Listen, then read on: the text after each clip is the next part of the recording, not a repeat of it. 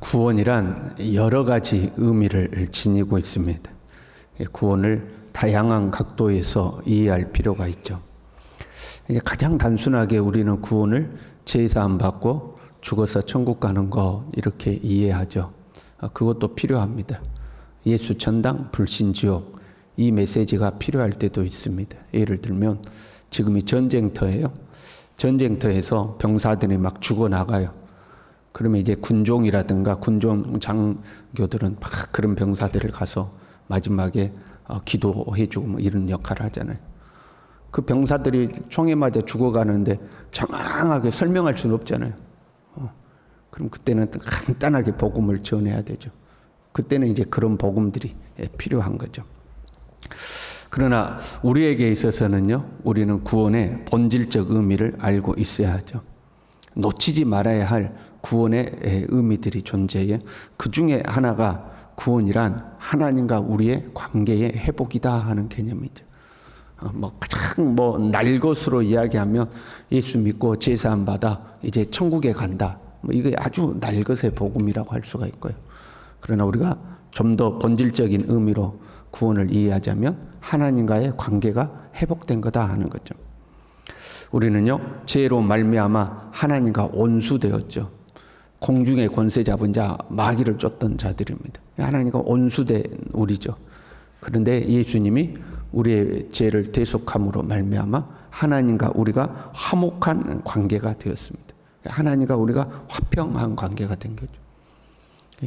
예전에는 온수여가지고 서로 미워하고 얼굴도 쳐다보지 못하는 그런 관계였어요. 이제는 화목한 관계가 된 거죠. 그리고 그 하나님과 화목한 관계는 지금 이곳에서 경험해야 되고 누려야 되는 거죠. 우리는 매일매일 하나님과 이 친밀한 관계 속에 사는 거예요. 좋은 관계로 하나님과 우리는 살아가는 거죠. 여러분, 관계가 좋은 사람 만나면 어때요? 그 사람하고 나하고 관계가 너무너무 좋아. 마음에 꺼리는 것도 없고. 그럼 만나면 좋죠.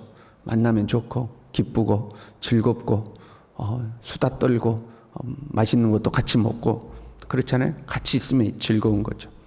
비밀을 공유할 수도 있고 속마음을 털어놓을 수도 있고 도움이 필요할 때는 도움을 요청할 수도 있죠. 서로 사이가 좋으면 그렇게 된 거예요. 근데 사이가 안 좋아요. 안 만나고 싶은 거죠. 얼굴 안 보고 싶은 거죠.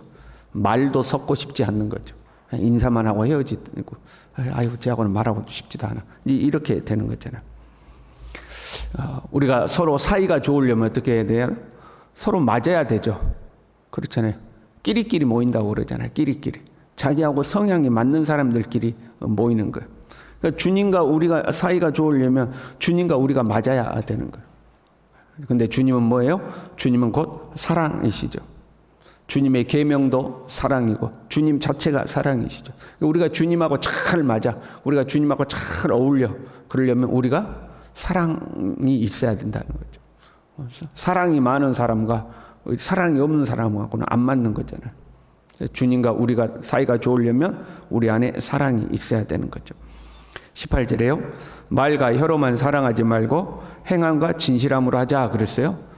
말로만 하지 말고 너의 재물을 가지고 어려운 이웃을 도우라 이렇게 했죠. 행함과 진실함으로 하자. 그리고 19절에요. 이로써 우리가 진리에 속한 줄을 알고 우리가 사랑을 행하는 것을 보고 우리가 주님께 속했구나 이것을 확신할 수 있다는 거.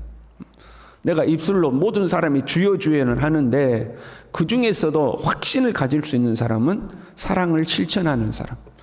내가 또 주님께 속했구나 하는 것을 사랑을 실천함으로 알 수 있다는 거예요. 그리고 20절에요. 이는 우리 마음이 혹 우리를 책망할 일이 있어도 하나님은 우리 마음보다 크시고 모든 것을 아시기 때문이라. 이게 조금 해석이 난해한 구절이거든요. 두 가지로 해석할 수 있어요. 우리 스스로가 자신에게 책망할 일을 발견할 수 있다면 하물며 우리의 모든 것을 아시는 하나님 앞에서는 더욱 그렇지 않겠냐. 더 마음에 책망이 되지 않겠냐. 그런 의미가 되고요. 또 한편으로는 우리가 스스로에게 책망할 일을 발견했다 할지라도 우리가 그래도 사랑하고 산다면 그래도 진리에 속한 사람이라고 확신할 수 있다. 그런 의미가 돼요. 우리는 부족함이 있잖아요. 이것도 부족하고 저것도 부족하고 부족해요. 그럼에도 불구하고 우리가 사랑하며 살아요. 그럼 우리는 그래도 내가 주님께 속했구나. 그래도 내가 예수 믿는 사람이구나. 확신할 수 있다는 거죠. 그것보다 더 중요한 말씀이 21절이죠. 우리 마음이 우리를 책망할 것이 없으면, 우리가 혹시 책망할 것이 있다 할지라도 사랑하며 살아야 한다는 거예요. 그러나 우리 마음이 책망할 것이 없어요. 내 스스로 책망할 것을 발견하지 못해요. 거리낄 게 없어요. 정죄하는 마음이 없어요. 그럼 어떻게 돼요? 하나님께 담대함을 얻는다 하는 거죠. 하나님께 담대함을 얻는다. 우리가 하나님께 나아가는 것은 우리의 행위로 나아가는 거 아니죠. 예수 그리스도 구속의 은총을 의지해서 우리는 하나님 앞에 나아가요. 때로 우리가 온전하지 않았어요. 실수했어요. 범죄했어요. 그때도 예수 그리스도 십자가의 은혜를 의지하여 하나님께 나아가죠. 그러나 그때 우리가 예수님 의지하여 하나님 앞에 나아갈 때는 용서를 구하러 나아가는 거죠. 하나님의 은혜와 자비를 구하러 나아가는 거죠. 그런데 내가 어찌됐든 간에 내 안에 스스로 책망할 일이 발견되면 그때 하나님 앞에 예수님 의지하여 나아가긴 나아가는데 마음이 떳떳하지가 못하다 그 말이에요. 자신이 없, 하나님 앞에.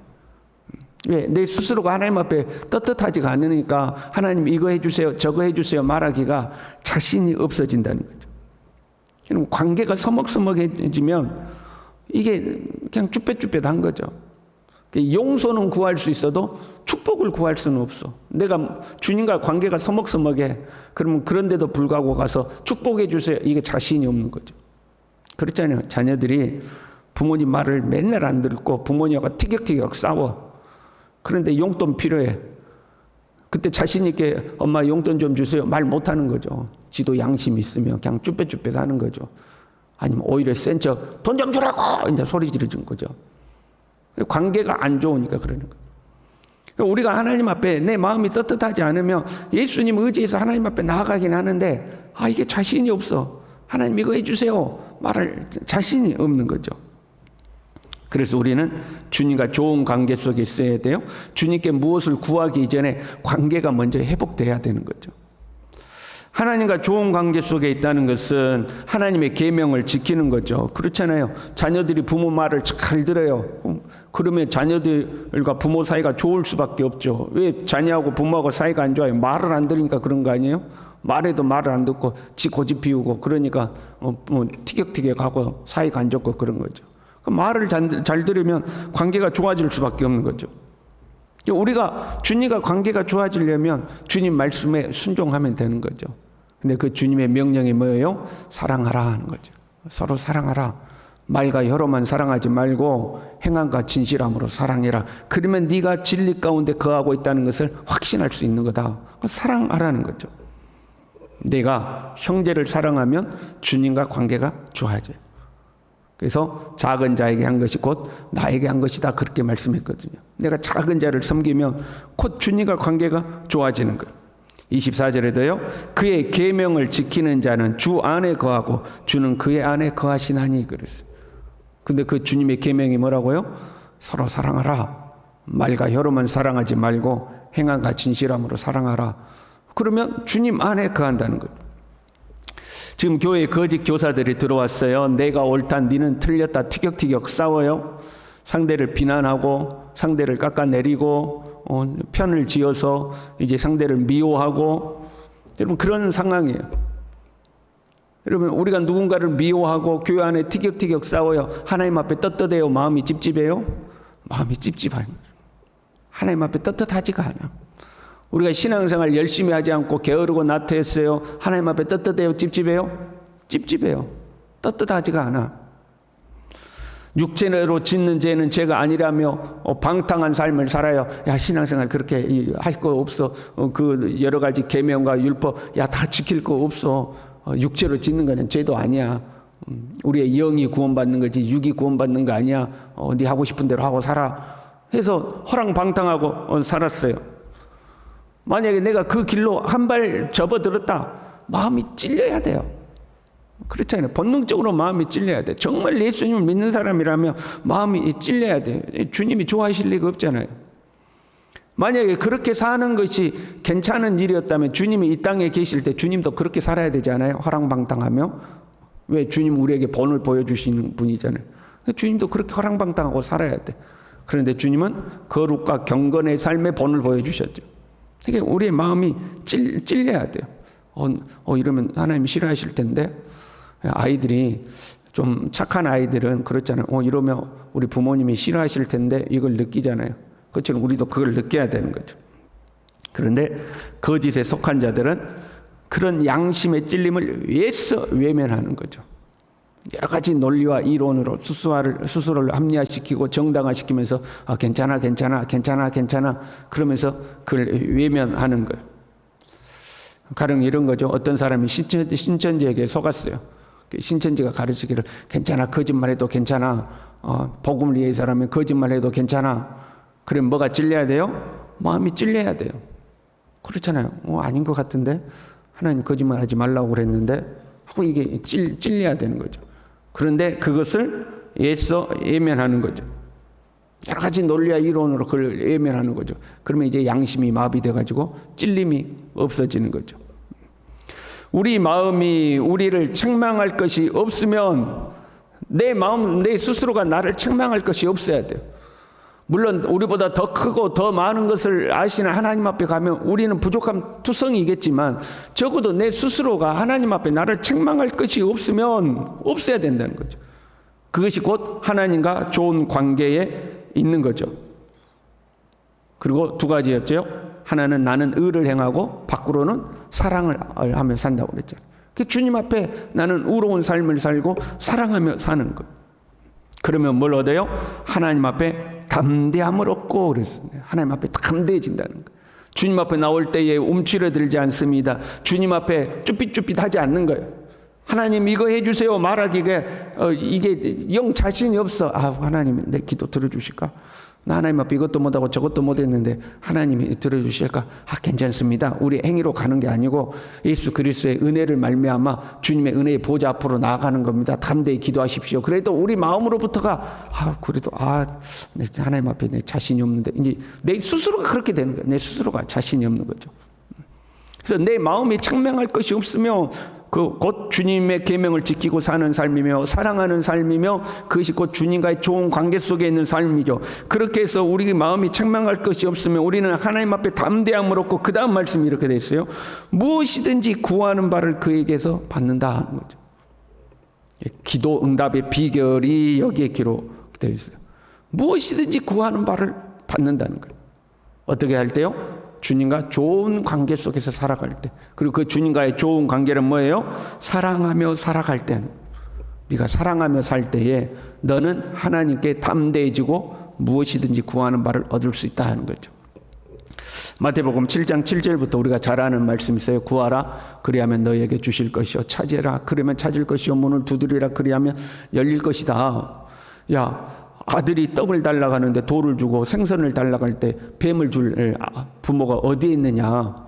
악한 자라도 그 자식에게는 좋은 걸로 줄 줄 알지 않느냐. 하물며 하늘에 계신 너희 아버지께서 너희 구하는 자에게 좋은 것으로 주시지 않겠느냐 하고서 마지막에 7장 12절에 이렇게 말씀하셔요. 그러므로 무엇이든지 남에게 대접을 받고자 하는 대로 너희도 남을 대접하라. 구하라. 하나님 앞에 구하라. 주실 것이다. 너 하나님 앞에 그런 대우 받고 싶냐? 그럼 너도 어떻게 해라? 남을 그렇게 대접하라는 거죠. 네가 하나님께 받고 싶으면 너도 남에게 응답해 주라는 거예요. 하나님께 응답받고 싶으면 너도 다른 사람을 사랑하라는 거예요.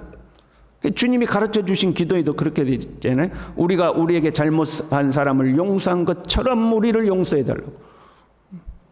우리가 사랑을 실천하고 우리가 선행을 실천할 때 하나님의 응답도 우리에게 찾아온다는 거죠. 나는 아무것도 하지 않은 채 주님께 달라고만 하면 사실 우리 스스로가 떳떳하지 못한 거죠. 나는 다른 사람에게 밥 한 그릇도 안 사면서 주님은 나에게 해달라고만 하면 우리가 떳떳하지가 않다 이 말이죠. 주님과 좋은 관계 속에 살아야 돼요. 그것은 주님의 계명을 지키는 것이고 그것은 곧 사랑하며 사는 거죠. 말과 혀로만 사랑하는 게 아니라 행함과 진실함으로 사랑하며 살아야 돼요. 우리가 사랑을 실천하고 다른 사람에게 은혜를 베푸는 거죠. 그러면 하나님도 우리에게 은혜를 베푸시고 우리에게 응답하실 것입니다. 기도하겠습니다.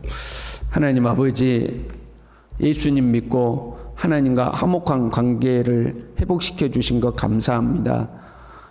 우리의 일상에서 주님의 말씀을 잘 듣고 잘 지키고 실천하고, 무엇보다도 주님이 사랑하며 살라고 하셨으니 사랑하며 살아서 우리 스스로가 나를 책망할 일이 없고 주님 앞에 떳떳하고 담대하고 주님 앞에 구하는 바를 다 얻을 수 있는 하나님의 사람 되어 살아갈 수 있도록 주님 우리 모두를 붙들어 주시옵소서. 예수님의 이름으로 기도 올리옵나이다. 아멘.